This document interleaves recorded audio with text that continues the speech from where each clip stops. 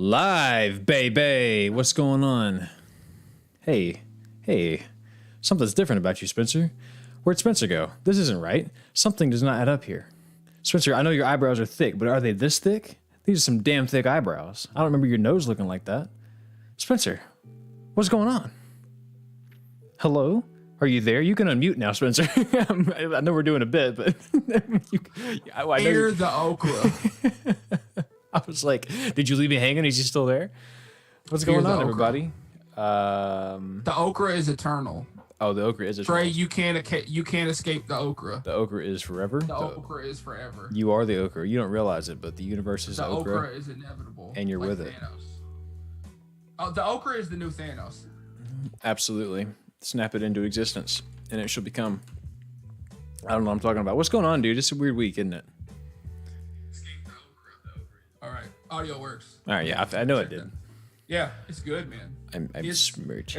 It's Friday night, the night before Halloween. It's a full moon. It's time to get spookily dookily in this bitch. Trey, did you catch the okra I see? So Trey's in the chat now. What's going on, man? Did you see you see this happen? Did you see this? I got to make sure you appreciate what Spencer has become. My man has become one with the vegetables. He's become one with the Cajun seasonings. He's here, and he is here to stay. It has been a hell of a weird week, hasn't it, Spencer? Yes, it has. It's been a very weird week. Yeah. Well, 2020 is officially the worst year ever because the Dodgers have won the World Series, unfortunately. So, you know how it be. Hey, Spencer, come on now. We have kids that watch the show. You know what I'm saying? Can't be flipping people off. Who's kids? Who? I'm kids. Whose kids watch this? I'm kids, man. I got sensitive eyeballs. You'll be all right. Let's just not talk football. Let's just insult each other and then take another sip of water. Yeah.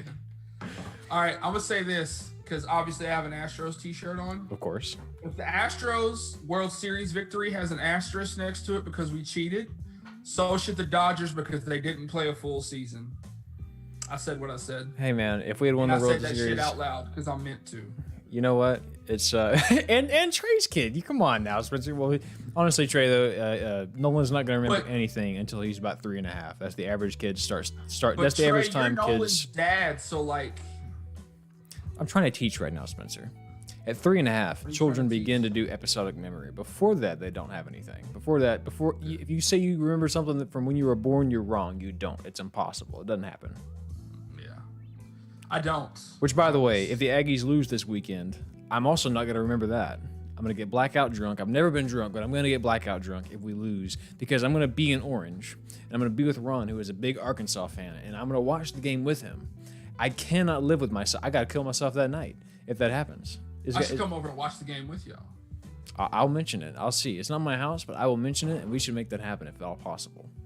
We should. So, Where are we in the world of college football this week, Spencer? What's going on? I know you have something you wanted to talk about. I know I have my play. Last weekend, what did you see? What excited you? What made you happy? What made your pants get a little tighter? You know what I'm saying? Well, Indiana. I didn't get to watch a lot of the games because I was spending the day with my family, to be honest with you. That's fair. But at the end of the day, I caught the Indiana game because, of course.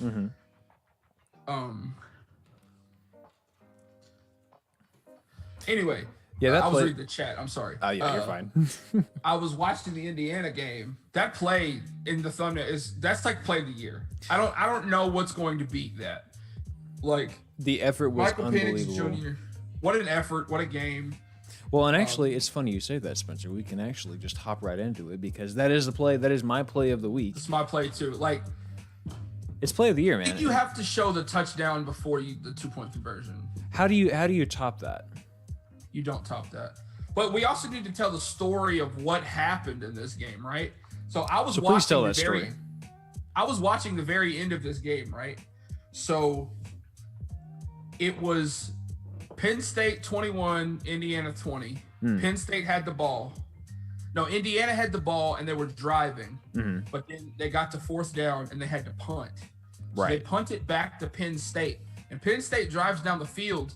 And instead of trying to run time off the clock, they accidentally scored a touchdown. He was trying to go down at the wind, fell over the goal line. Oh, they did the Todd Gurley. Yeah, he did the Todd Gurley, which is why people were talking about that's what Todd Gurley did when the Lions beat the Falcons. See, I didn't know that part. I just caught the last. I caught like the last 2 seconds. Penn State did the same thing against Indiana. So he tried to go down at the 1, but he fell over the goal line. 28 to 20.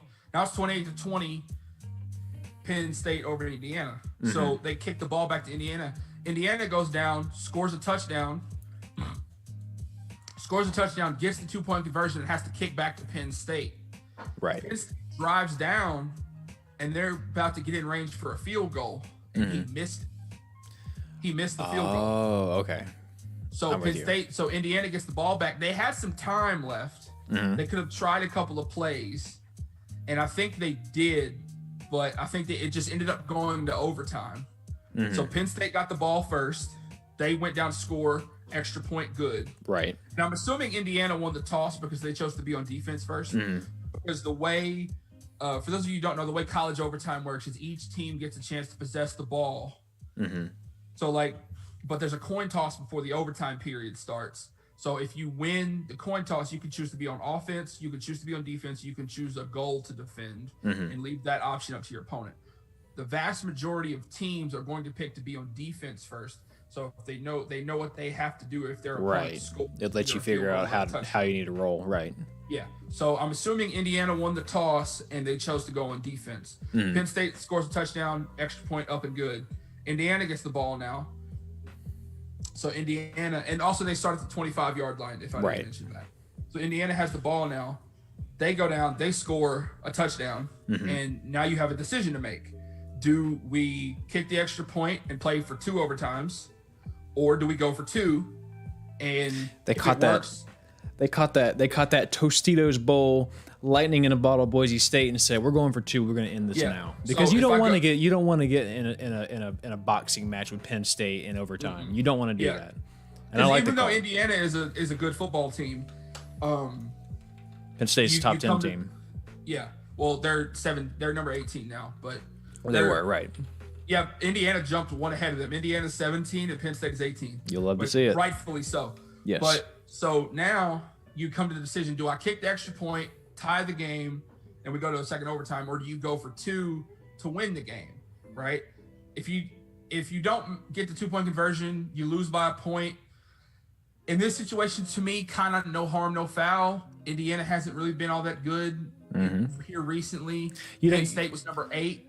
But if you get a 2-point conversion like Indiana did, they rolled the dice. That they got it on, you look like a genius. Yeah, you roll the dice. You just upset the number 8 team in the country. Well, and it's like I said, you don't want that boxing match, and that was my entire argument last year. Or was it last year? Yeah, whenever. It was like Clemson, North Carolina, and like I told you, had this happened then, you'd have been like genius. It's damned if you do, damned if you don't type situation. But you don't want to go went into back and forth. I thought Mac Brown should have kicked that extra point, and like we went back and forth on that. But I want to let you know I agree with your point. At that point, Clemson was number one or number two. North Carolina had none to lose. You go for that extra point, they just called a bad play. Yes. But I just argued the other side of it just because also at that time North Carolina had been on Clemson's ass all day. And the script of the game was that, you know, North Carolina was hanging in there, but you don't want to give them too much time, and you certainly don't want to give them the ball back. Yeah. If you're an unranked team, or if you're a top 25 team, but you're not maybe in the top 10 or top 15, and you're playing number 1 and number 2, if at any point in that game you were told, hey, if you convert on this play at any time, if you were told, hey, if you convert on this play, you will win. Period. It's like, it goes back to like back when I used to play Magic. And it was, you know, every turn I would ask myself, can I win this turn? Because if I can win this turn, I need to do it now. I don't want to give my opponent any other chance. If you told a coach that, hey, convert on this play and you will win the game, they're going to take that. And if you lose, of course, you're out. You have to call the right play. And funny enough, this Indiana Penn State situation, Trey just asked a very good question that we can talk about. I didn't see it. Said, what's the most amount of overtimes we've seen in a game? And I think we can mention this one. I think we know that one, don't we? 2 years ago, Texas A&M and LSU, our respective teams that we cheer for, went to 7 overtimes, which tied the record for the most. 7. Like that Kanye West meme. 7. Yeah. It's the same. It has the same energy as the another one. It has the same thing. Final score was Texas A&M 74, LSU 72. Because of that game, they changed the way multiple overtimes work, and I hate it so much. It's the third one they just have to go for 2, right? It's just like 2 point, 2 point, 2 point. So when you go to the third overtime, you have to start going for a 2 point. Well, right, but now they just cut the shit, and you go straight to 2. If you get to 5 overtimes, you swap 2-point conversion attempts. That's what it is. Okay, I thought it was the third one, but that makes sense. No. Well, in the third overtime, you have to start going for 2. Mm-hmm. If you get to 5 overtimes, you don't score touchdowns anymore. You just swap 2-point conversion attempts until somebody wins. Yeah. Which I hate it so much. Like, I remember we were watching that game that night, and it's almost like you got to watch 2 entire football games. It was, because the game itself, like, and it's funny, if you go to YouTube and you look up highlights of that game, it just starts in overtime. They don't even show you the main game. They just show you like the last drive when A&M ties it up, and then it goes right into overtime. Yeah, and that catch that Kendrick Rogers made in the end zone is it was a good game before they even got to overtime. Like, it was very even. A lot of LSU fans are like, "Oh, we won that game." No, we didn't, because Kellen Mond's knee was down. How the dice rolls. I'm sorry, we poured the Gatorade on Coach Orgeron first. Shouldn't have done that. Well, man, it's I like A&M football. Too, and it was some calls go some ways.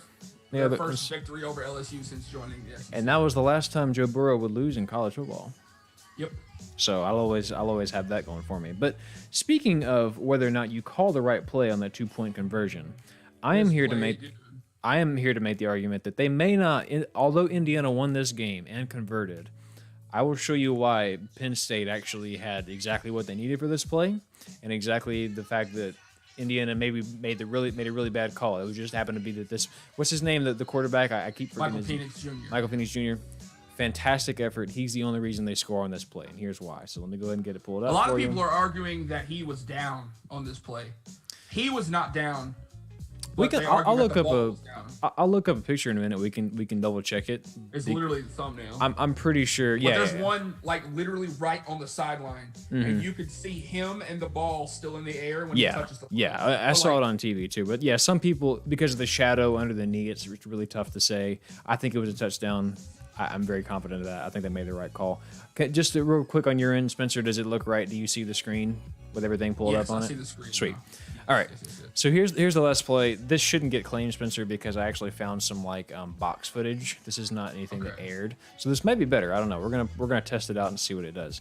So on this play, I think we need to start putting a disclaimer in the like description that we don't own any footage. It doesn't matter. It doesn't matter. It does nothing. But it's not like we're making money from this anyway. Exactly. So anyways, this wide receiver is going to go in motion. He's going to come to this left side. What this play is sort of a mesh concept. So what that means, Spencer, you already know, but basically you're going to have wide receivers cross over the middle, and it's going to sort of create a mesh where, in theory, DBs are going to get locked up in the middle of the field. Someone's going to pop out on either one of the sides and be open. It's a good play design. Guys call this a rub. Defensive guys call this a pick. Exactly. So what's going to happen here? pick plays are technically illegal in football. You can't run a pick and roll in football like you can in basketball. Right. But teams do it all the time. Clemson did it to win the national championship. So. It's a smart play design, and Penn State defended it well here. They're going to rush 3, and they're going to run sort of a little zone, sort of just right on the goal line. They want to stop anything short, and obviously they want to stop anything that gets loose, right? So you're going to have wide receiver come in here. He's going to do a little move, and he's going to come back. You're going to have the running back just go straight out to the edge and basically follow the same route the quarterback does here in a minute. What's why this tight end is going to come over, and he's going to do sort of a high route, and then here's where the real mesh is. This wide receiver is going to cut underneath this guy, and he's going to come back, and this is where you get that. This is where you get that rub, the mesh, whatever you want to call it. And then of course this wide receiver is going to go here. He's going to do a little move, and he's going to get open. He actually gets pretty open on this play. I think if he just tosses it out there, he's going to have it, right? That to me is how this play succeeds. Thank God he didn't. But I think if you don't have a superhuman effort from this play, and if you're quarterback, I think this is the play. I think this receiver right here is the one you go to because he's all by himself out there. So we're going to go ahead and let it run. And what you're going to see here is that they bring 3. They drop. They bring 4, but then they drop. So this linebacker is going to back up here. And what that linebacker dropping back does is it takes out anything over the middle. It doesn't necessarily take it out as much as it discourages it. As soon as that linebacker drops back, suddenly the middle of the field is a little bit more locked up. Now you have to make a decision a little bit faster, right? He is going to get open, as you'll see as it plays out here, but by this time the quarterback's already said, I'm going to the house. And he should not make it in, because if you do the math here, he's going to the corner, but all 3 of these DBs, all 3 of these defenders, they're making a good line at him. They're not going right at him. They're going where he's going to be. And that's the sign of anyone that knows what they're doing on defense. You're not going to run directly at the guy whenever he's running to the perimeter like that. You're going to go where he's about to be. You run sort of a banana-shaped route to him. And then he just makes the play, man. I mean, they get to him. I mean, this is all Michael Penix. It's all him. And so, like I said, you're going to see it again here. You're going to see, of course, the play is about to start. Everything's looking nice and good. From here, he comes back, and then, of course, they rush 3. Then 97 drops back. Again, it discourages anything over here because you're expecting him to rush. Now he's falling back. It changes things. So instead of you going, oh, now I'm open. Oh, wait, no, I'm not. It creates that extra level of hesitation, which is why I think those fake coverages in football, whenever you have someone, it looks like a blitz and they drop back, it throws everything off the play. And actually, it's like the defense's version of a play-action pass. Exactly. It just completely changes everything. Now, what you're going to notice here is watch his eyes. He is looking at the left side of the field this entire play. Never once does he take anything looking at the right, even though this is probably where anything, if anything is going to develop in the throwing game, it's going to be on the right. He just takes it straight left. I feel like this play was designed to the left. This was also Michael Penix is a left-handed quarterback, so he was going to naturally go this way. Right. Anyway. Exactly. If this had been a right-handed quarterback, I guarantee you he sees the open receiver to the right. Probably so. Tosses it up. Yeah. But because Michael Penix is left-handed, he naturally goes this way. Exactly. A right-handed quarterback here would probably sit back and be comfortable and be patient, but he's just going to take it, man. And it's just unreal how he manages to get this done. I'm going to actually pull up a picture here because I do want to. That's not to say that right-handed quarterbacks are more poised and patient than left-handed quarterbacks are. It's just your natural mechanics as a quarterback are going to be different because of the way you have to stand to throw a ball, right? It's like right-handed versus left-handed pitchers in baseball. A left-handed pitcher is going to be able to pick off people at first base trying to steal a lot easier than a right-handed pitcher will be. Like a right-handed pitcher is going to have to work on his mechanics much more. Yes. To throw to the first baseman to try to pick that guy off. Yes, exactly. Than a left-handed pitcher would. I'm trying to find like a really nice quality picture of this play. There's a really good one that a photographer took that I shared on our Facebook page. I think this is it. Yeah, here we go. So. On just an unbelievable effort. I mean, like, there's no way this play should succeed on paper. Penn State defended it well. The situation, right? You know, we're playing a shortened season. The Big Ten just started. It's the first week of the Big Ten now. Why not? You're playing against the number 8 team. You're only down by a point. So why not? And by the picture that just popped up, you can clearly see the ball is in the air. It touches the pylon, crosses the goal line, and you don't have to get the whole ball. It just has to touch They just gotta swap germs. That's all it's got to be. That's basically what's got to happen. Yeah, and exactly. You get it. And so, Indiana shocked the world, and now they very realistically could have had game day at their next game, but they didn't. Yeah, because they're playing Rutgers, and Rutgers beat Michigan State last week, and they got their first Big Ten win in 3 years. I feel like that. What's the guy from High School Musical that was in like everything? I've never seen any of those movies. But I'm talking about the Zac Efron. I feel like the Zac Efron meme where he's like, Big Ten. Look, man. This is unprecedented, right? So we were already talking about not having spring training, having a limited fall practice, and then beginning at sort of the schedule that you're beginning. I can't imagine what the Big Ten is like because they've been in such a heavier style of lockdown. They're starting later in the year. That doesn't happen. Mm-hmm. Teams aren't used to doing that. Programs aren't used to doing that. Speaking of Big Ten, last Friday night after we went off the air, Wisconsin's quarterback went off. Graham Mertz went off. He completed 20 of 21 passes, which is my God, for 400 something yards and 5 touchdowns. It was nuts. And very unfortunately, this week he tested positive for COVID 3 times. Now they've canceled Wisconsin versus Nebraska this week.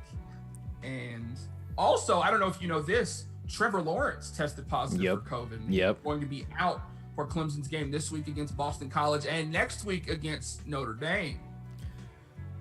I knew about Boston College, but if he actually is out the second week, because they're going to be testing him every day. They're going to send him a test every day. ACC rules he's got to be out for at least 10 days after a first positive test. Really? Is that true? ACC Man. Rules, yes. Well, Notre Dame, they're excited. Got a shot. Now that being said, their backup quarterback Clemson's backup quarterback, very capable, very good. This guy's like 6'5", 220. This man is huge. I don't know how to pronounce his last name, but his first name is. It's like a Hawaiian name. I know you're talking about, but man, he's just big. And I saw a clip of him. It was like on the college football Cam Twitter. Newton. He's big like Cam Newton. Yeah. I saw something on the college football Twitter where they were like, people are happy that Trevor Lawrence is going to be out for a couple of games if you're a Boston College fan. But meanwhile, they have freaking Boston College. It's just like this guy's so big that he just like trucks somebody at quarterback. It was wild. Yeah, it's so good. What was I about to say? Oh, talking about Notre Dame and Pitt last week. I picked Pitt to beat Notre Dame and they lost 45-3. But in my defense, I did not know that Pitt's starting quarterback was going to be out for the entire game until game day Saturday morning. So you know what? That no, that going to have their starting quarterback. No, and the game would have been the same. Yeah. Oh, I guess, but David Pollack said he would have picked Pitt if their quarterback would have been. Did he really? Interesting. Mm-hmm. Well. Anyway, I would have. Darren, do you believe in the butterfly effect? Yes, I do. Okay. You believe that a butterfly flapping its wings can cause a tsunami? Oh, you mean specifically like that? I thought you meant like the movie. No, but do you believe one thing happened? I believe it's a real movie with Ashton Kutcher in it. I've never seen the movie. But do you believe in the concept of the butterfly effect? Yes, more or less. I don't know if a butterfly simply flapping through the air is going to have that catastrophic consequences, but it is possible. Let me tell you about a fun butterfly effect that I learned about literally yesterday. Ooh, let's hear it. I'd love to hear this. Okay, so 2006 football season. Okay. Right? I'm with you. Take me there. I want to say it was a baseball team. The Miami Marlins had to store their dirt for their baseball field at the Miami Dolphins stadium. Somehow, some way, that led to the Miami Dolphins kicker's shoes being slick, and he slipped and missed 2 field goals in a game. And that led to Miami's coach being fired. He then took the head coaching job at Pitt in 2007. Stay with me because I see a reaction. Oh God, I know where this is going already. Job at Pitt and 2007. I know where this is going. So we talk about the 2007 college football season all the time. Yes, we do. Last regular season of the game is the game that's known as 13-9 when Pitt upset number 2 West Virginia. Mm-hmm. West Virginia, had they won that game, would have gone to the national championship, and they would have kept their coach, Rich Rodriguez. Rich Rodriguez left West Virginia that season to become the head coach at the University of Michigan. Had he not left that game, have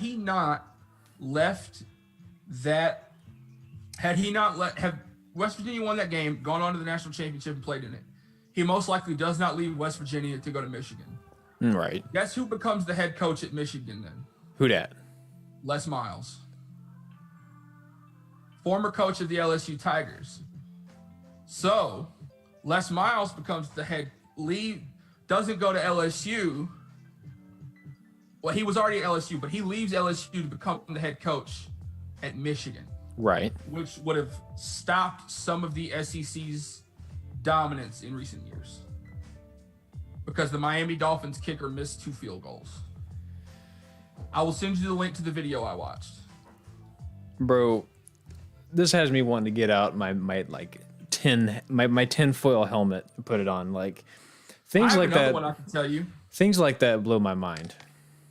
Because you're probably right. Like just that one little happening. Now, granted, a coach firing, I feel like, is always inevitable. If it's going to happen, it's probably going to happen pretty soon. You know. But you're not going to fire a coach that just led your team to the national championship. That's valid. But if Dave Wannstedt, who I believe was the coach of the Miami Dolphins, who went to Pitt, doesn't get hired at Pitt, Pitt may or may not beat West Virginia in that game. Right. And so West Virginia wins that game. Rich Rodriguez doesn't leave to go to Michigan. Mm-hmm. And Les Miles goes to Michigan, which may have changed Michigan's fate. Could you imagine? I have another one I want to tell you about. In that parallel world, like Ohio State fans are just like, oh, God. You know what I'm saying? Trey says, big fella, I don't know about this one. There's a very good video. I'll send it to you, Trey. I'm going to send it to you as well. There's another one that SB Nation, they're called Secret Base now, which I'm fine with. They did that's one, right. They have a series called If, Then, and it's just 2 blanks. So we all know that one Timothy Tebow played for the Florida Gators. But he almost went to Alabama. Had he gone to Alabama, had he gone to Alabama in the 2007 season, which was his freshman year, 2006. Yeah, I was going to say, he was a sophomore. 2006. Had he gone to Alabama in 2006 and played the same role that he played for Florida, which goal line, get you the 2 yards you need, score. Has he gone to Alabama? There were several games where they lost by less than a touchdown. Mm-hmm. You put Tim Tebow in that situation, he'd probably get you those yards and you probably win that game. So they flipped I think it was 5-7 record that season to 8-4. Right. So their coach probably doesn't get fired. And guess who doesn't come in? Nick Saban. Where would he have gone, I wonder? Texas. Oh my God. Could you imagine? Probably. Oh, could you imagine? Because Matt Brown was still at Texas at the time. That's true, yeah. No, Matt Brown was still comfortably in Texas. He didn't really start having a hot seat till around 2010, right? If I remember right. I mean, they went to the national championship in 2010 against Nick Saban. That's right. Yeah. Alabama. And if Colt McCoy doesn't go down that game, Texas wins that game. They were down when Colt McCoy got injured, but Garrett Gilbert was trash. Garrett Gilbert wasn't trash, man. He was still scoring. They only lost by one possession, I'm pretty sure. Garrett Gilbert did his job. I was furious that night. Yeah, I'm fine now. It was a different time, wasn't it? I wore a lot more burnt orange back in those days. Yeah, I remember. And you remember how much shit I talked when A&M first went to the SEC? I do. Do you remember how new it was for Alabama to be good? Before that, against they Texas, were just. I didn't know they existed. I didn't know who they were. Yeah, they came out of nowhere, and then that game just happened. Because I paid attention to the Big 12 because I was a UT fan. Yeah. Right? So, the Big 12 was my conference. I didn't have to pay attention. I liked LSU, but I didn't pay attention to the SEC like that. So, It was like LSU and Florida were the only two teams that I really knew from the SEC, because A&M, Mizzou, Nebraska, and Colorado were still in the Big 12. And then also, we don't ever tell the story we tell the story of the 2007 college football season. I kind of watched that season, but now I've learned to appreciate it. Mm-hmm. The year that made me fall in love with college football was the 2008 college football season. 2008, the Big 12. Are you aware? There was a 3-way tie for first in the Big 12 South between Texas, Oklahoma, and Texas Tech. That was the year that Tech. That was the year that Tech upset Texas in Lubbock and rushed the field because Michael Crabtree. Yes. Right. Oh, what a. When Earl missed the tackle and Michael Crabtree ran in. My dad was devastated. He was just looking at the screen like, well. I remember because we went to the carnival that night. I didn't even watch that whole game. We started the game and then we went to the carnival and we come home to like literally the only 2 plays I saw from the kickoff were the Blake Gideon dropped interception that would have sealed the deal for Texas and the Michael Crabtree touchdown. Yeah, I'll just never forget that touchdown. And then you just see Colt McCoy on the sidelines looking like what? And then there were so many penalties. There was 2 seconds left. They had to push the kickoff way back. Yeah. Oh, it was absurd. It was absurd. That was the season. Those are the kind of games, though. If you're a fan, you want to be you want to be at those storm the field games, you know. Yeah, but then like Tech was like, oh yeah, we're gonna beat Oklahoma, and y'all got waxed by Oklahoma that year, because UT beat OU. And then OU beat Tech, and Tech beat UT. So it was a 3-way tie. They had to go to the 5th tiebreaker. Isn't that wild? It's wild. That was the season that made me fall in love with college football. Do you remember a couple years later, whenever the Big 12 was like, we want to announce co-champions? that was like 2016, I think. 2014. 14. TCU. Yeah, you're right. The year that TCU should have made the playoff. And they didn't. Yes, yeah, you're right. That was an interesting year. And it was funny because that was the same year that A&M went to the playoffs in baseball, and they were playing TCU. The College World Series. Yeah, they were in the College World Series. They went to the College World Series, and they were playing against TCU earlier in the tournament. And it went to like 17 innings at 3 o'clock in the morning, and then one of the announcers was like, the Big 12 called. They want to announce that they're co-winners so we can end this game. So, why is it college baseball bigger? That's something I've never understood. College basketball is huge. College football is huge. Why is college baseball not? Because baseball is, to be honest with you, man, not as big of a sport anymore. Baseball is not America's game like it used to be. I mean, I do have a theory about why. It's because they started playing professional baseball before they started playing college baseball. Yeah, that's with that's all the other sports, true. it's the other way around. That's exactly right. College football, we started playing college football before there was professional football. I think you nailed it perfectly. That's exactly what it is. Because it's that's why there's a band. I love college baseball. That's why there's traditionally like a band and cheerleaders and shit at football and basketball, but not in baseball. Like it's just a different. But also, it would be weird to have a band in a baseball game. Yeah, it's not the same. Baseball's not built for a band or like they can have like cheerleaders because the pro teams do. Yeah, they can have sure. a few, like the Astros have like like that cheerleaders, but it would be weird to have a band in a baseball game. Did you imagine like a home run and then like it just starts? Because baseball is such a weird, like beautiful sport anyway. Yes, like, baseball's weird, dude. Yeah, actually, do I want to take a moment to explain? Have you ever heard? Okay, this is a really strange tangent, but I'm going to tell it anyways. Have you ever heard of Blaseball? BLASE ball, Blaseball. That sounds very familiar, but okay. I don't. I think I may have heard the term, but I don't know what it is.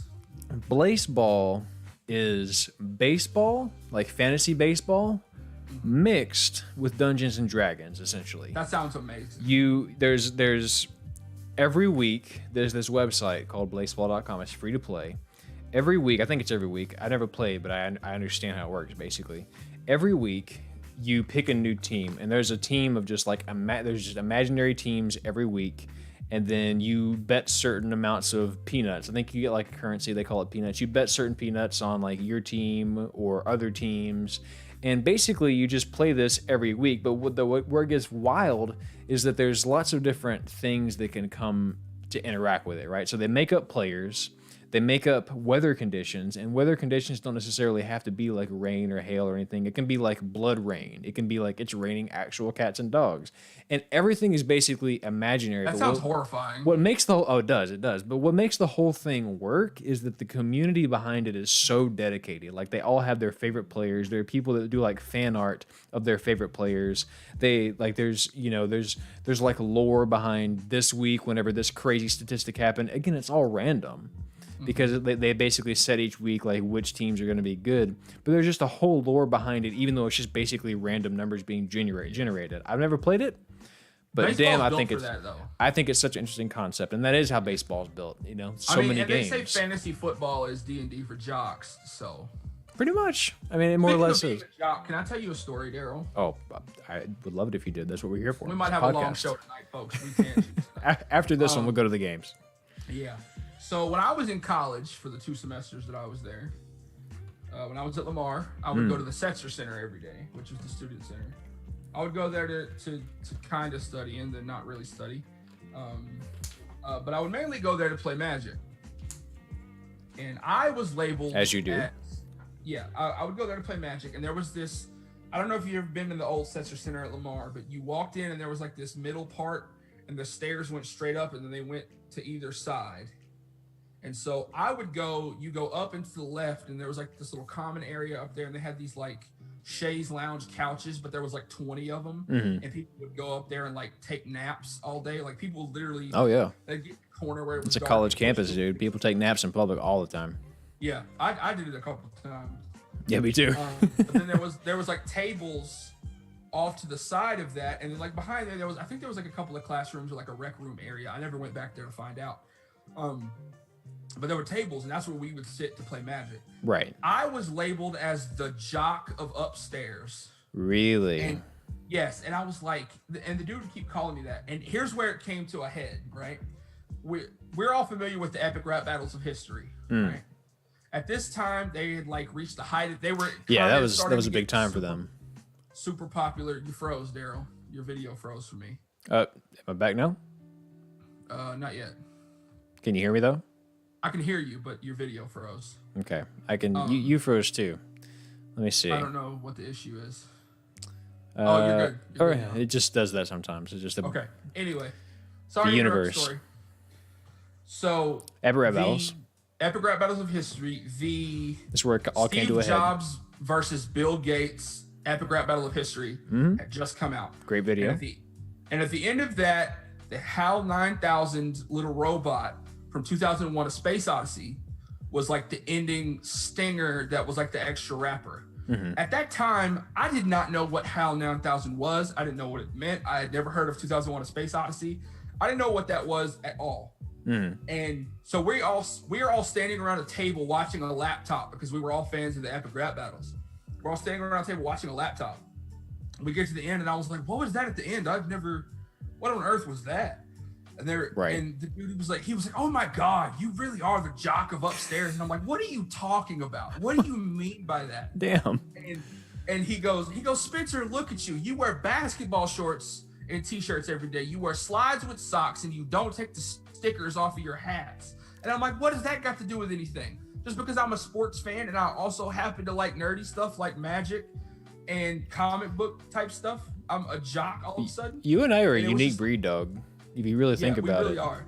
Because there are a lot of people that like I can't tell you how many people in like that I have that are friends that like sports a little bit and nerdy stuff a lot, or vice versa. But like it's hard to find people like us that are sort of like perfectly in between, you know?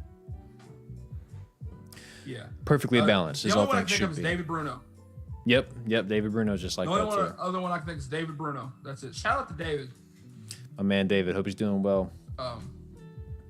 Obviously going through a lot. You froze a little bit for a second there. Yeah, you froze a little bit too. Yeah. It's just kind of doing its thing now. He was posting about Pokemon card. The Pokemon card market has gone crazy. The baseball card market has gone crazy too. Something about quarantine, something about COVID has just made that happen. I don't know why. Oh, you froze again. Can't hear you. You can't hear me at all? Oh, there you are. I found you. Am I back? Yeah, you're good. You hear me? Yeah, I hear you. You're you can good. blame Gary V for that baseball card shit. Yeah, he kind of helped that out. So, well, hey man, let's talk about some games. Yeah, I'm gonna do something real quick. I'm gonna turn the Wi-Fi off on my phone because that may have had something to do with it. Cool. Do what you gotta do. I'm gonna hop back into our stream since we were still live. Yeah. Okay. All right. Cool. All right. Sorry for all the interruptions, folks. We're finally gonna talk about football. Yes, sir. After we've been on for almost a while. Saturday, October 31st. It's gonna be Halloween. We have Clemson. We got Boston College. Clemson without Trevor Lawrence. Do you give Boston College any hope here without Trevor Lawrence? Or is this just going to be the same Clemson team, but maybe they score one less touchdown than they ordinarily would? Yeah, this is academic. This is Clemson all the way. Yes. In recent years, this may have been, I'm like the Skip Bayless Nostradamus of this bullshit that we do. Right. And I'm like, the stars might align and this might go here. And you really are. You're the bold prediction guy.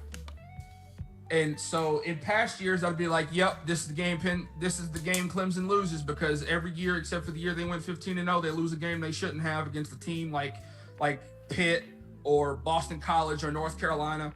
Whoever, it's not happening this year. Even though it is going to be Halloween, it's a full moon tonight. I normally would attach all that stuff together. But you might look up in the first quarter and it might be 7-7, but then you're going to look up 2 minutes later and it's going to be 35-7 Clemson. I totally agree. Have to worry about this one. This is Clemson by a mile, even without Trevor Lawrence. Yeah, I agree with you. And actually, I think this is a really good situation for Clemson. Not that it's good that Trevor Lawrence does have COVID. That obviously sucks. But it's beneficial for them because I think this is still a favorable matchup for their backup, who obviously has a lot of talent, very big, and most importantly, it gives them a full game experience before they have to go. Hopefully. Right, and it gives them a full game's experience to get through the rotations, to get through the playbook before they go and play Notre Dame, which of course is going to be their huge matchup. So obviously, Trey wants to know what we had for breakfast because we don't talk about that no more. Oh, that's a good question. I had Apple Jacks. I had a bowl of Apple Jacks. I don't know why that made me laugh. Delicious. I had breakfast burritos and I actually cooked breakfast for supper. We had eggs, we had potatoes, we had cinnamon rolls, we had sausage, Jimmy Dean. It was delicious. That sounds dope. What did you have for breakfast, Trey? Apple Jacks are not as good as I remember them being as a kid. No. I really like cinnamon and apple flavored stuff. They are not. Uh-oh. You froze again. I don't know why this is happening. But in the meantime, I'll get something else pulled up. You back? You good? Am I back? You're back. All right, good. You were just telling me the Apple. I don't know Apple what that. Jacks are disappointing. I'm gonna finish my box. Next game, we got Georgia, number 5, of course. Fantastic team this year. They did lose the one game to Alabama, but you can forgive them for that. They're going to play the Wildcats of Kentucky. It's going to be an 11 a.m. game at Kentucky. What do you foresee in this one? Georgia by a lot.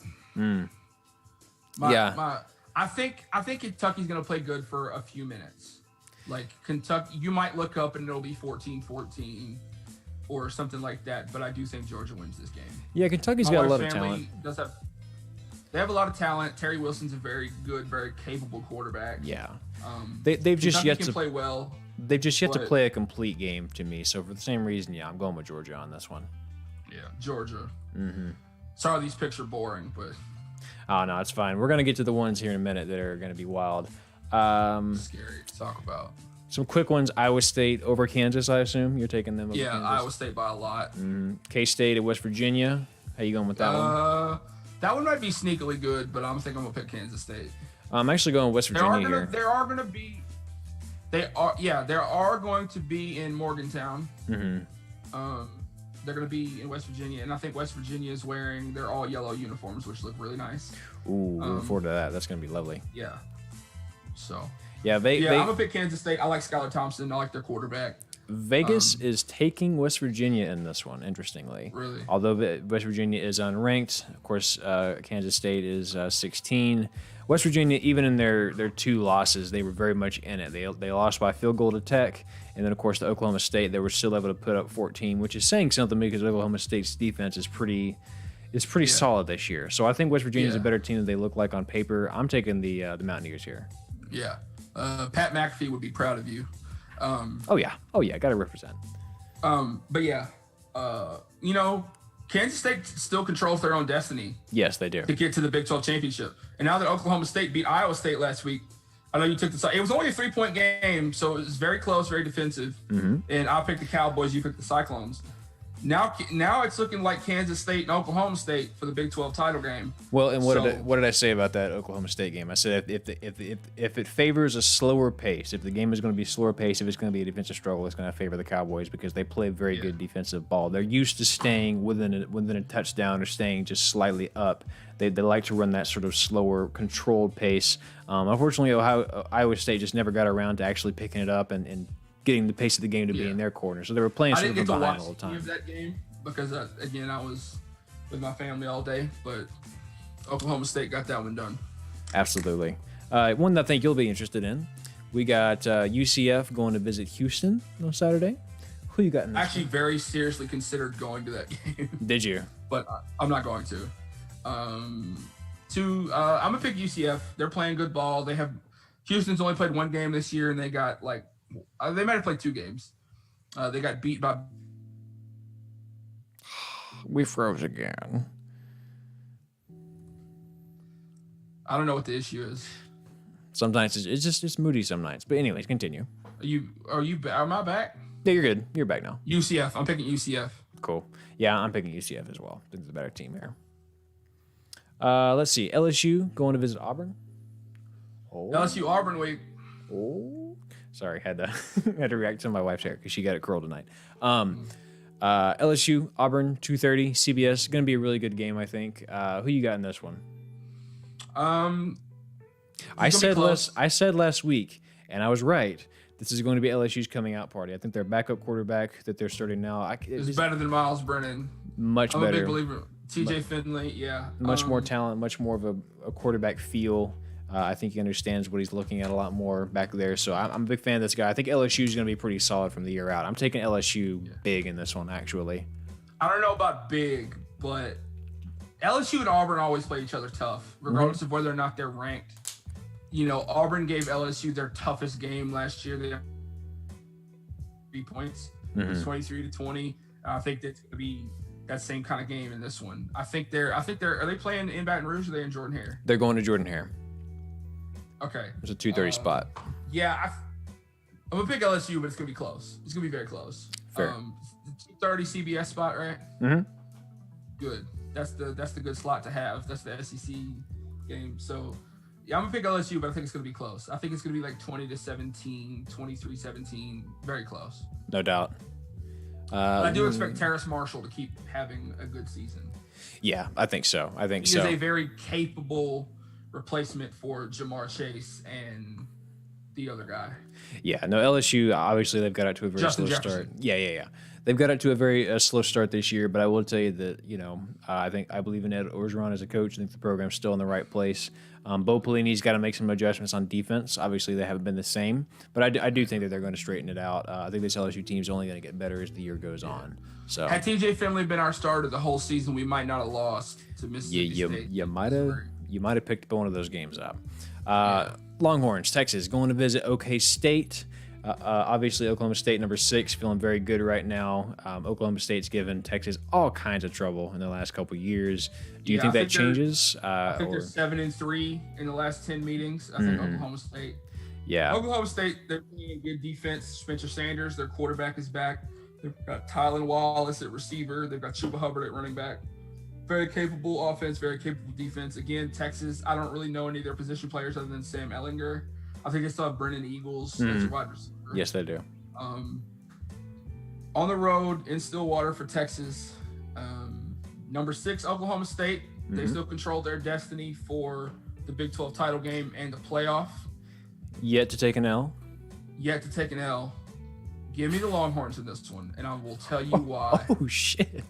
We've been down on Texas. We like to rag on Texas, but like we established last week, Sam Ehlinger is tough as nails. This kid, I just feel like they had their bounce back week last week against Baylor. I just feel like this is the game that Texas puts. This is going to be close, but I think Texas wins by 1 score. They put it together. This thing goes to overtime, something like that. I just think Texas finds a way to get it done. Do you think it's going to get spooky tomorrow? Is that what you're saying? It might. You They think both wear orange. And Halloween is orange and black. You think Oklahoma State's going to get sent to the Shadow Realm? They might. That's what Trey said in the chat whenever you froze. Trey said, let LMAO Spence went to the Shadow Realm. Yeah. I think Texas finds a way to get this one done. Interesting that you say that, man. I was very tempted, I got to say, to pick Texas in this one just because same thing. I go one bold pick a week. I got a weird. I'm trying to be more smart about it. Yeah, I got a weird feeling that they're gonna do something here. Again, it's the same thing we see every week with Oklahoma State. They are the most non-Big 12 team there is. Very strong defense, more of a slower developing offense. What they try to do essentially is to control the pace of the game. They're only allowing 12 points per game right now, so it's all going to come down to, can Texas move the ball?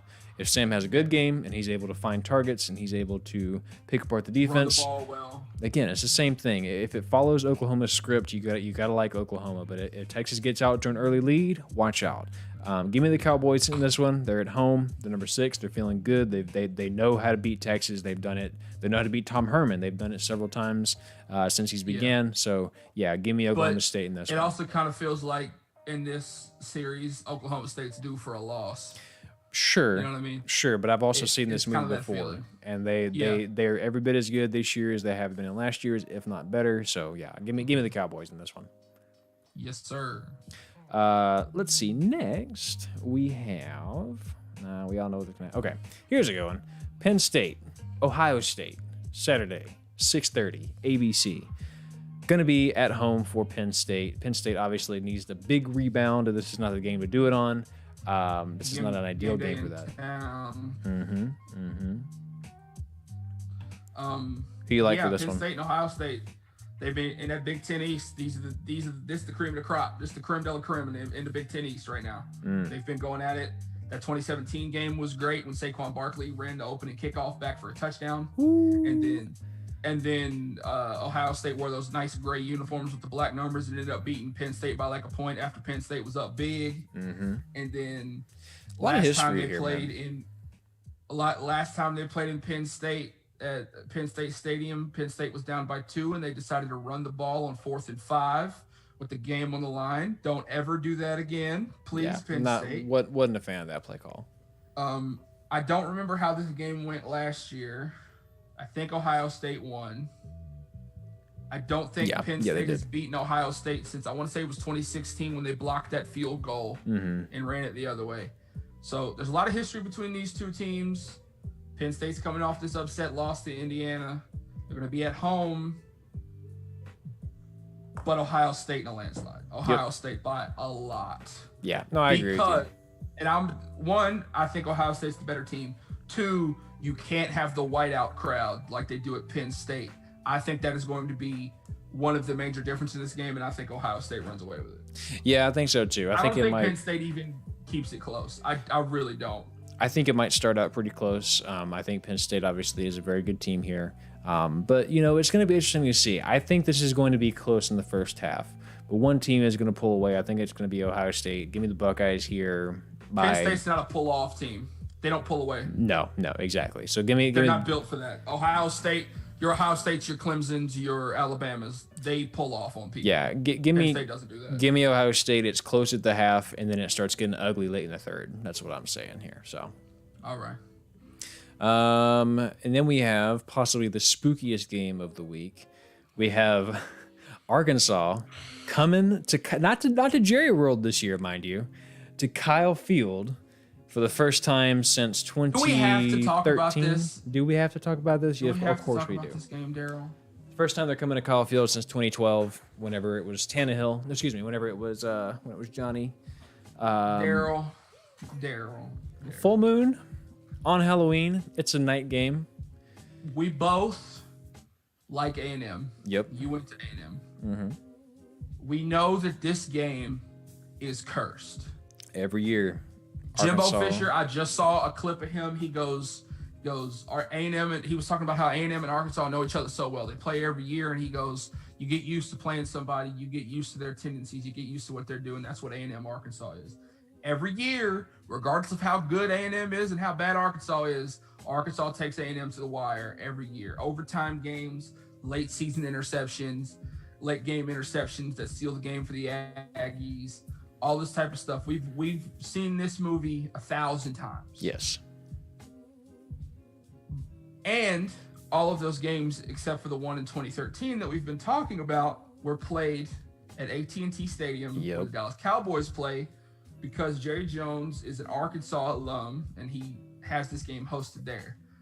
We've also established that Texas A&M does not lose at AT&T Stadium. They have not since the 2012 Cotton Bowl when they lost to LSU. It's magical. I don't know how it does it, but it's the truth. They do not lose in AT&T Stadium. But this game's going to be at Kyle Field, which scares the bejesus out of both me and Daryl. But then again, what if the problem was Jerry World? What if Jerry World was what made Arkansas bring it so close every year? What if all they needed was to go anywhere else and it would just be a normal game? You could be right about that. I hope that's the case. That could be the case. But Arkansas's good.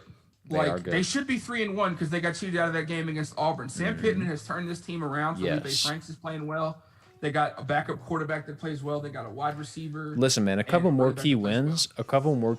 I wouldn't surprise me to see Sam Pittman as coach of the year, just because he's brought this program. He's brought this thing around so fast. So or maybe the new coach at Mizzou as well. I can see that as well. So 6:30 kickoff. Number 8, A&M versus Arkansas. I am going to take the Aggies in this one. Oh, good. But it's going to be close. It's going to be very close, and I'm going to be doing this the whole damn game because it's spooky. It's scary. It's a scary. Full moon. It's on Halloween. It's A&M hasn't played a game in Kyle Field on Halloween since 2015 when Kyler Murray was there against South Carolina. We were at that game. And that was a fun time too. That was when they wore like the all blacks and stuff. That was a fun. Yes, but remember when the SEC? It was supposed to be a night game because collective helmet.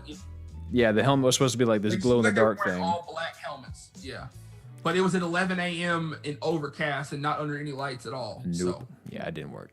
So that is what it is. But I will tell you that this game does have me very spooked. I'm not looking forward to watching this. I'm going to be very nervous the entire time. However, in reality, when I check my reality meter that I have on my wrist here, it tells me A&M wins this game, and it also tells me they win it comfortably. Arkansas is a good team. There's no doubt about that. There's no questioning that. Both teams are coming out of a bye week. I think it throws both teams off a little bit. I don't like bye weeks myself. I don't like bye weeks. You know what my problem is with bye weeks? My problem with bye weeks is that every time a team I like, they have a bye week and then they play Alabama. It's always how it goes. Doing that. It's like LSU will have a bye week and they play Alabama, and then for 9 times in a row we lose to Alabama. Stop putting your bye week before you play Alabama, and you might change something. Yeah, I'm taking A&M here. I think what it's really going to come down to. I'm also taking A&M. Yeah, I think what it's really going to come down to is whichever team has prepared. The game is going to be won before the game begins, I think, because I think it just involves coming off the bye week, managing the COVID nonsense, and just being able to put together a solid gameplay amongst a solid game plan amongst a lot of distractions. So, yeah, this is going to be an interesting game. I think it'll be close like it is every year. This game's going to have a weird score because it's Halloween and it's A&M Arkansas. It's going to be like 15-13. You know what I mean? It's going to be like 25-11. Yeah, something stupid. Something to 8. Somebody's going to score a safety in this game. There's going to be a safety and like a blocked kick, like a blocked But maybe Arkansas has only been able to contain that mysticism within AT&T Stadium. Maybe so. Maybe Jerry's paying off the refs to keep it close. I wouldn't put it. But maybe you could look at it the inverse. The only reason A&M keeps winning is because they don't lose in AT&T Stadium. Could be. We'll find out tomorrow. All the answers will come at that time. So, boy, I love college football. I'll tell you that. I do too, man. I do too. Well, hey, man. Let's hear about some uniforms. Are we done with the games? Yeah, we got them all pretty much. We got them all. Do you think Mississippi State does anything against Alabama? No, they might make them look good. Yeah. They might make them look really good. News about Alabama, their star wide receiver Jalen Waddle is out for the season. He got injured last week. You hate to see it, but he also could have came to A&M, and he chose not to. So There's a lot of people who play for LSU. I mean, who play for Alabama who should have went to LSU. Like Dylan Moses should have went to. It's the world we live in, man. It's the timeline. The number one recruit in the country was committed to Texas, and he just decommitted. Class of 2022, number one recruit. Just decommitted from Texas. Looking at Ohio State, looking at somebody else, I don't remember. But he just opened his recruiting back up. Well, I promise he'll be going to Columbus. Probably. That's usually how that goes. Yeah. Or he'll go to South Carolina for some reason because they had a huge quarterback commit to them not too long ago. Yeah. Yeah, we got all the games. There's a couple on the list that I didn't talk about. I think Michigan and Michigan State play. I think it's Michigan all the way. Yeah, I think so too. And then Cincinnati and Memphis, but I think Cincinnati keeps winning. Yeah. And then Indiana and Rutgers is an interesting game, but I think Indiana wins. Yeah, I think so too. So uniforms, we got 2 this week, and I'm gonna save the best one for last. Let's see them. The Florida Gators. I'll put these links in our Discord. Whoopsie. But I think I put them in the reverse order of what I'm going to tell you. But the Florida Gators are wearing some throwback uniforms this week for their homecoming against Mizzou, which I think could be a sneakily good game because I like Mizzou's quarterback. But they wore their white helmets with the circle with the F. This year it's blue. The helmets are blue. Interesting. They're wearing blue jerseys, throwback pants, and then black shoes with white laces. I see. I'm working on getting it open now, as you can tell. Yeah, I'm working on getting it open now, as you can tell. You're back. Yeah, it's been slow Wi-Fi lately. It's Sorry about choppy that. tonight. I don't know what the issue is. But I'm working on getting the uniforms pulled up. Ooh, they're crispy. Yes, they are. They haven't shown the pants, but the pants are just white with the stripes. So here we go. Okay, that is a nice looking helmet, I gotta say. Yeah, that flat blue. It's not shiny. Just a matte finish. Ooh, really yes, it does. No, I'm a big fan of those. Matte helmets isn't the trend that it once was, like 8 or 9 years ago. No, matte not helmets quite. were starting to become big, but these uniforms look good. Yes, they do. I like these. Definitely agree with that one. Best of luck to Florida. After A&M beat them, I want nothing but the best for them. They need to keep winning. Yeah, they haven't played since that game. Yeah, because of COVID. So yeah, yay, fun. Yeah. So, and then the next one you have is, and then Trey's gonna be excited about this one because Texas State, the boys from San Marcos, are wearing some blackout uniforms for their Halloween game. Look at that. Look at that and they're wearing shoulder. They're wearing a gold helmet with a black logo on it. They don't have as many crazy pictures of this one, but it looks really looking really nice. That outline of the state of Texas on the shoulder looks really good. Yeah, that really. I like Texas State's uniforms. That maroon and true gold looks really nice. So they're having a good time, aren't they? Look at that. That Man, helmet though. They're really flexing with that shoulder piece. That really brings it together. Yeah. It surprises me that back in the era of A&M when they wore all the crazy uniforms, that they never did a Texas flag inspired uniform like Texas Tech did. Yeah, that would have been really nice, right? Yeah. Texas Tech had a uniform that was black, but on the shoulders it was the Texas flag, and they had the Texas flag on the helmets, which I thought looked really good. But they did the Lone Star logo, or it was just the A&M logo, but it had a Texas shape sort of subtle in the background. That should be the permanent logo. I like it. I wouldn't mind them doing that more often. But well, they have it on the pants now. Yeah, yeah. That's that logo. That's a normal. Just the A&M logo with the outline of the state of Texas looks really good. Yeah, I totally agree. But yeah. Well, you know what we haven't done? What's that? We haven't told people a good song to listen to. Well, hit me with one, man, because I don't have any songs. I need a song to listen to. Now I gotta think of one.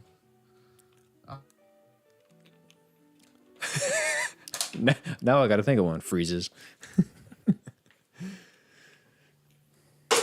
Am I back? There you are. You're back. All right, cool. Just go listen to Young Blood by 5 Seconds of Summer. Oh yeah, we all know that one. That's a solid song. Yeah. That brings you to a run through a wall place. Yeah. Not face. Or just go keep listening to Let Go by Judah and the Lion, but only do that on Saturday. I can't listen to it too much. I get too hype. It sends my soul into the stratosphere, and I have to really like bring myself back down to earth. So. Yes, it does. Well, man, this is a fun show. I think we better get out of here before the internet breaks again. So. Trey put a song in the thing. Lady Hear Me Tonight by Madja. I'll check it out, Trey. I don't think I've heard that. I'll listen to that. That sounds new. Sorry about the late start, people. Sorry about the choppiness. Sorry about the shitty show in general and poor opinions. But thank you for being here or watching the replay. Trey, as always, you the real MVP. Tell Nolan we said hello. Tell Tabby we said hello. And yeah, I guess that'll do it, man. You got anything else you want to say before we go, Spencer? I might see you tomorrow. You just might. Your beer's looking deluxe. I gotta put my fingers in it if I see you. So I gotta wear light colored shirts now because if I wear a black shirt, you can't. It just blends in. Yeah, looks like I don't have a neck. Gotta make sure you use the contrast. Or if I do this, it looks like I don't have a chin. Yeah, it does, doesn't it? It looks like you're being eaten by like a lot of little bugs. Yeah, there was the guys were talking about ZZ Top because they have those long beards, and he was like. He goes, they were all once offered a bunch of money to shave their beards off by Gillette and for like a charity event. And he was like, they turned him down. And he goes, and it's not because I don't think they're above that.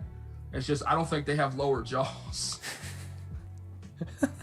That's facts. Oh, also, man. Funny story. The only guy in ZZ Top who doesn't have a beard, his last name is Beard. I'm so glad that's a fact. That brings the world together for me. That just fixes everything. Today we will explore true facts about ZZ Top. Do I feel like walking? Yes. No, maybe. Well, I love those videos. They're so good, dude. Yeah, man. Well, take care, brother. I will talk to you probably tomorrow or the next day or whatever. And as always, guys. I might see you tomorrow. Yeah. I will. I know for sure I will definitely. You froze. I did. And then just in the middle of it. Okay. You're back. Am I back? Okay. Cool. I know I will definitely see you Sunday and Monday, but I don't know about tomorrow. Sounds good. Well, hey, man, I'll talk to you soon. As always, guys, like the video, share the video. Be sure to subscribe. Trey, thank you for being here. And, guys, we will see you on the flip side. Bye.